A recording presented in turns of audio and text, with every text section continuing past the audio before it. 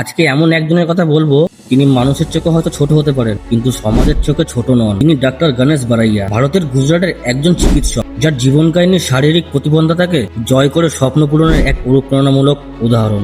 ছোটবেলা থেকেই গণেশের শারীরিক গঠন অন্যদের থেকে আলাদা ছিল, কিন্তু তার উচ্চতা খুব কম হওয়ায় তাকে নানা বাধা ও সামাজিক মন্তব্যের মুখোমুখি হতে হয়েছে।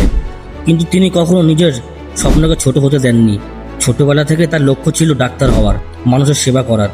সেই লক্ষ্য পূরণের জন্য তিনি কঠোর পরিশ্রম করে পড়াশোনা চালিয়ে যান। চিকিৎসা বিজ্ঞানে পড়ার পথে তার শারীরিক গঠন নিয়ে অনেক প্রশ্ন ওঠে। বাধা এলেও তিনি লড়াই চালিয়ে যান। পরিবার ও শিক্ষকদের সহযোগিতা এবং নিজের অদম্য আত্মবিশ্বাসের জোরে তিনি চিকিৎসা বিজ্ঞানের পড়াশোনায় এগিয়ে যান।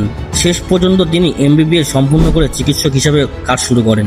গণেশ বারাইয়া গল্পের সবচেয়ে বড় শিক্ষা হলো মানুষের শরীরের উচ্চতা নয়, তার স্বপ্ন সাহসী অনেক বড় করে। যেখানে অনেকে বলেছিল তুমি পারবে না, সেখানেই গণেশ নিজের পরিশ্রম দিয়ে প্রমাণ করেছে চেষ্টা করলে অসম্ভবকে সম্ভব করা যায়। আজ তার জীবনের শুধু একজন চিকিৎসকের সাফল্য নয়, এটি হাজার হাজার মানুষের জন্য একটি বার্তা। শরীর ছোট হতে পারে, কিন্তু স্বপ্ন কখনো ছোট হওয়া উচিত না। বাবাই সাহার পক্ষ থেকে আপনাকে কংগ্রাচুলেশন। এইভাবেই আপনি সবার পাশে থাকুন।